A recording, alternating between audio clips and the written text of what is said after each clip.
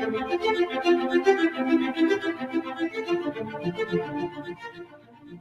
morning to you. Thank you for staying with the flow of Guts and State, and welcome to another edition of Ben Carlos Mandate. It's the second edition of the program Ben Carlos Mandate for the month of April. You could say this is sequel to the first edition of the month, as we'll be speaking with the Deputy Speaker of the House of Representatives and member representing Benda Federal Constituency, Right Honorable Benjamin Okezie Kalu, on issues involving Benda people, Abians, Southeasterners, and Nigerians in general. We'll be looking at the Southeast Development Commission, his constituency projects, constitutional review, not excluding state policing. And of course, you know that he's a very busy person, but because of the importance of the interaction he will always have with his people, his constituents, basically, this program was earmarked to foster unity and, of course, understanding the plight of his people and to champion the cause to better their lot, especially from the legislative angle. Welcome to the program. I'll be your anchor, Wisdom Thomas, and this program will equally be going concurrently on Love FM 99.9 FM, Magic FM Aba 102.9, including ABN TV online radio. I'll be welcoming the Deputy Speaker of the House of Representatives at this point. Good morning to you, sir. Right Honorable Benjamin Okezie Kalu. My pleasure having you on the program once again. Thank you very much for having me again today, and greetings to the people of Benda Federal Constituency, the ones that gave me this platform.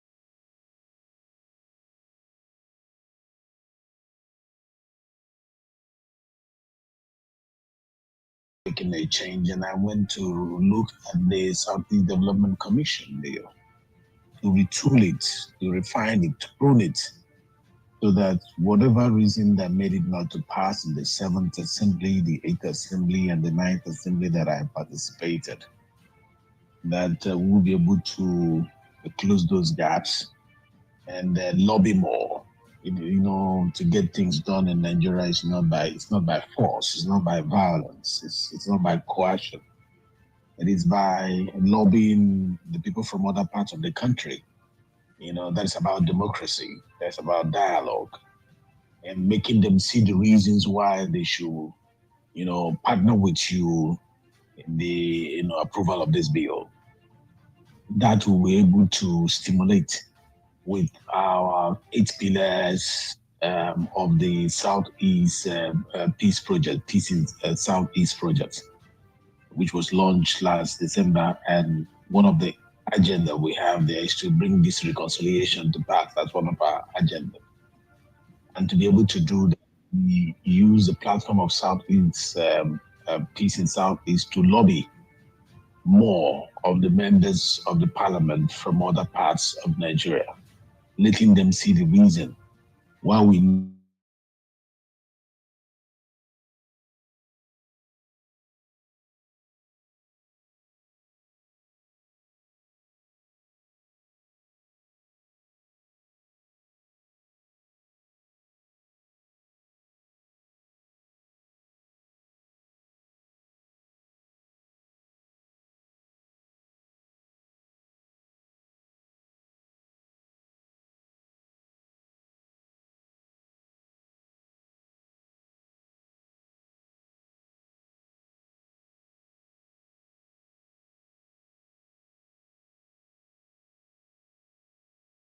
the mixture of that, our effort in the parliament, and also the body language of the current administration made it to pass through first reading, second reading, third reading, because it has not happened in the last 12 years. 7 assembly, 8 assembly, 9th assembly, 12 years has come and gone. We could not pass this bill.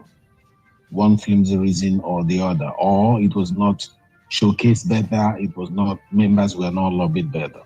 But we went the extra mile and we got it out. And many were like, oh, the Senate will kill it. It's not going to survive, the gavel of the Senate. But we went lobbying the Senate. And the Senate also saw the need that if Northeast, after their own insurgency and problem that they had, that they were given a development commission that had to help to come in down there, at least to a greater percentage. It's not a place that passed through war, has waited for over 50 years, that does not deserve that. So it passed through the Senate. The journey of the bill has passed through the Senate. First reading, second reading, third reading, and it is with the conference committee. We are resuming on the 23rd, and the conference committee, I'm trying to get them to work before we resume. But if that doesn't work, by the time we'll resume, because it's being chaired in the House by the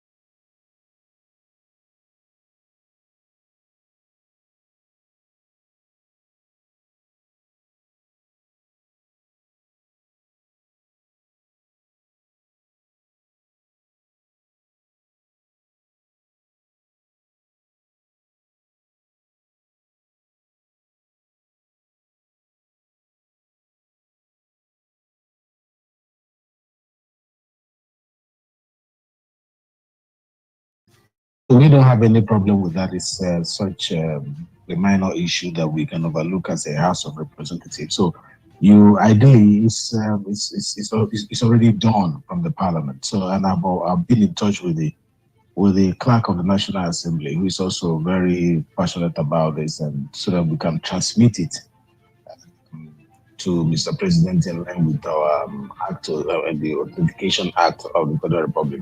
We suppose once it is out of the Senate, it should take at least 7 days to get to the president. And the last time I was with the president, they were asking what stage is the bill at the moment. So we are lobbying.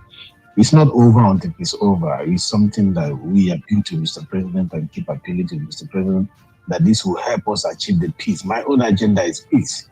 My own agenda is not political height. It's not accolades. It's let us have peace because our people are industrious. Our people are very hardworking, very creative. Those young men who are not happy, if we get peace, a lot of opportunities will come in. They will begin to use their creative mind, not the size of their muzzle, but the size of their brain.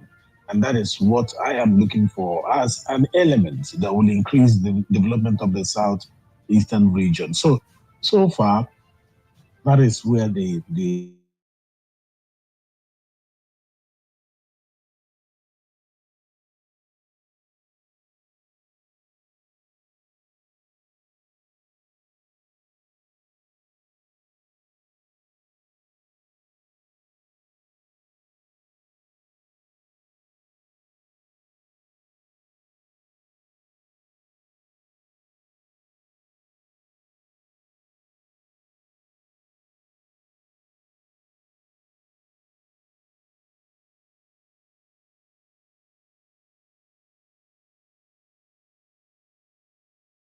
and you've always seen it as something of immense service to them to ensure that constituency projects will always happen from time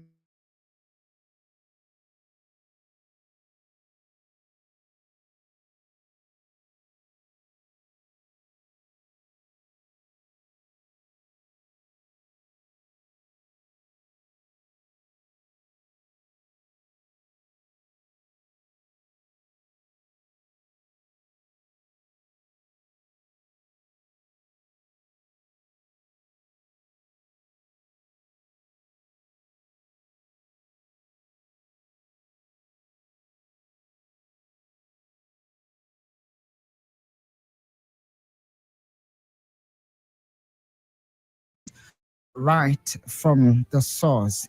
And this program is running concurrently on Love FM 99.9 FM, talking about Vision Africa Radio 104.1 FM, Magic FM 102.9 FM, including ABN online TV and radio. We are due for a very short break. When we return, we will delve into other questions, especially finding out from Right Honorable Benjamin Okezie Kalu, what is in the offing for the people of Bende Federal Constituency? Stay with us. We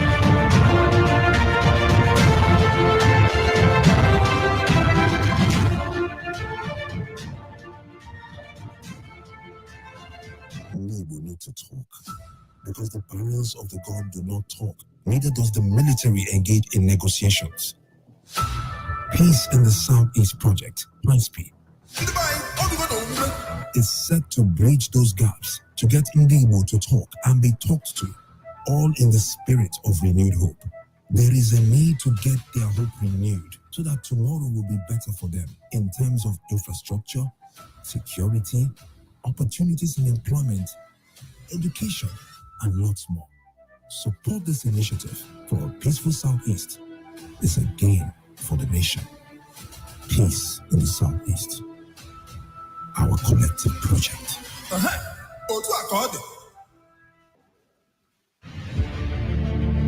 I, Benjamin Okezie Kalu, do solemnly affirm that as a Deputy Speaker of the House of Representatives, I will perform my function. He represents the good people of Nigeria, starting from Bende Federal Constituency and the House of Representatives.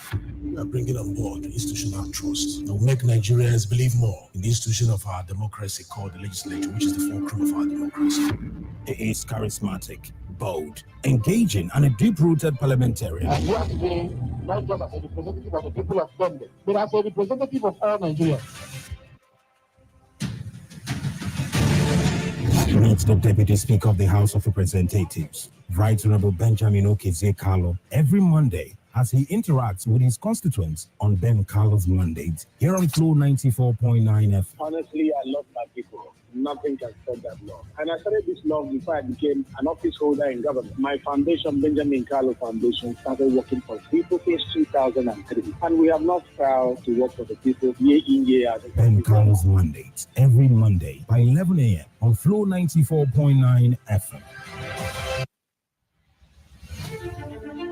We apologize for the break in transmission. That's because of circumstances beyond our control. However, we are back, and of course, with us is the Deputy Speaker of the House of Representatives, Right Honorable Benjamin Okezie Kalu, your son, who is the member representing Bend Federal Constituency. Now, before that break, we were talking about your constituency. I'm just trying to recap. You have not hidden your love for your people, and you acknowledged on the program this morning they are the ones that sent you on this journey to the House of Representatives. Tell us the projects which are ongoing, those nearing completion, and what do they expect from you in 2024?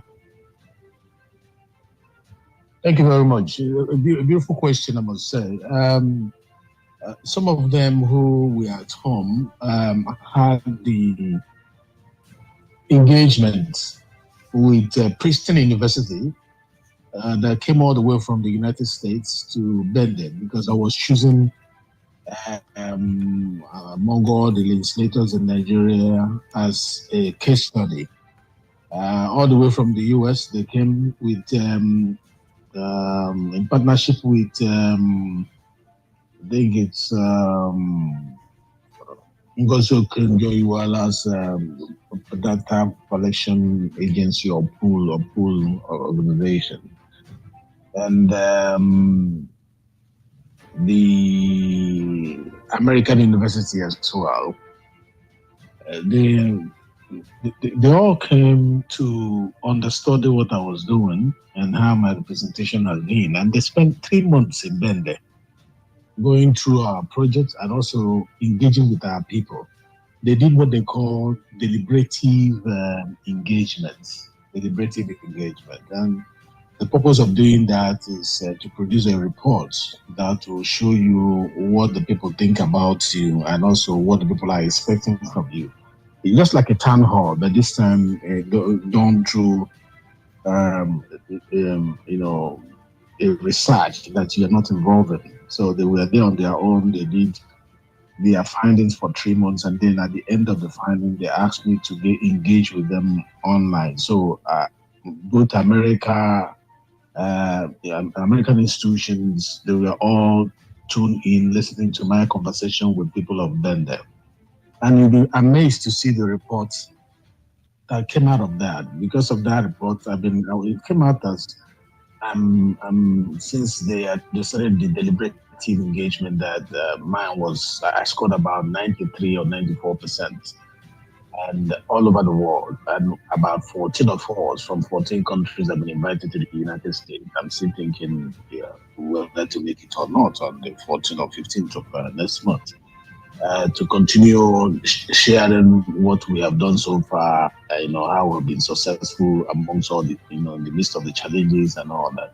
But what we take home from that document is that they were able to classify what the people are looking for. I've always said it is good to hear from your people, so that it's not when they need a hospital, you're giving them school. When they need a road, you're giving them electricity. When they need water, you're building a market for them. It is always good to have a square peg for the hole that they have that is square, and also a round peg for the hole that they have that is round. And that deliberative engagement conducted by top-notch. Princeton University is an Ivy University in the world, and Okonjo-Iweala's organization, and I think there's another organization that joined them I think they call them IDEA, International Democratic Engagement Institute or something like that. And what they produce, which is going to be in circulation soon, reflected how the people love what we are doing and how they want us to improve. So, talking about what I want to do for my people, I am going to be looking at those feedback that came back, in addition to the one I've already gotten in my needs analysis, because that deliberative engagement was like a needs analysis, engagement. So that is what is going to guide what we're going to do. But luckily enough, the last budget, we were able to capture most of the issues that they raise that they want us to do for them. We've already captured a whole lot of them. About 70-80% of them are already in the budget. And all we're waiting now is for cash back and funding for them then we'll start rolling them out. But before those ones come, the ones we have already started working on that did not, materialize before the end of the last, we are pushing them now. For example, Alai Road, we are pushing it, with drainages along with that road is a virgin road that has not been built before. It's ongoing now, and I'm insisting that we do a beautiful job there. We are in Ugweke, okay, and we took another virgin road. We are pushing it in Ugweke. As we speak now, we are in E10. We're also pushing the Amokwe to Okai road. We'll stop at a point and we'll go back again. We're going to be doing it in batches until we get to the end because the 10 people voted for me massively, and I want to always show them that I'm grateful. So we're going to push it to the end of the road, and we are also in Bende at the moment, my town, because they say charity begins at home. You need to also do one or two. So there's a vision road we're doing also in Bende to expand. Bende is just so together and in one small place. We're trying to expand the town and we're using roads, opening virgin roads to make sure that people will have more access to where they can build their houses and reduce the bushes and the forests around and make roads available.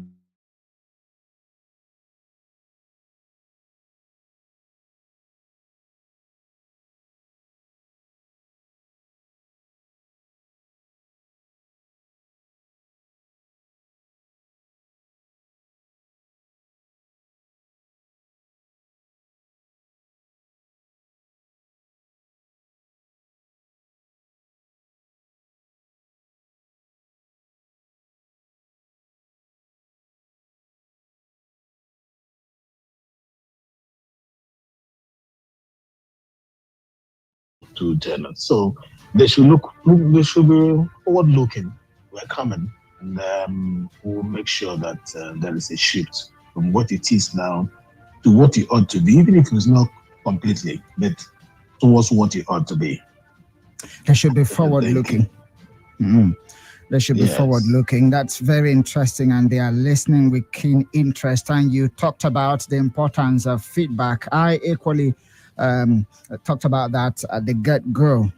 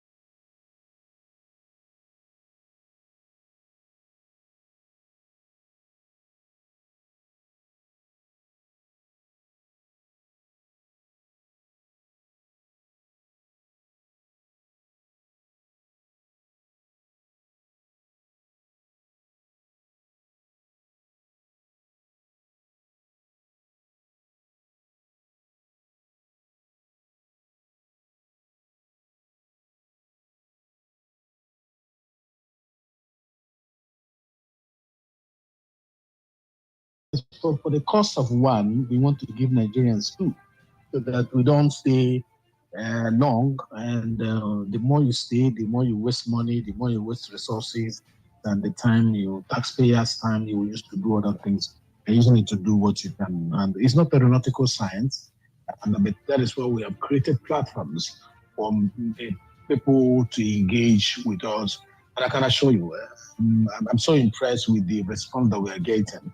The platform is receiving a lot of input from the public. The website that we created for the first time, that committee has never had a website. For now, people are turning in their memoranda and we are busy looking at them. And you can't work on that memoranda without the technical team. And that was why we said, while we wait for this memoranda, the technical team should be put in place so that they can capture it and dust it and take it off from there. And Right Honorable Ben, I apologize, but we are due for a break now. We need to leave and come back in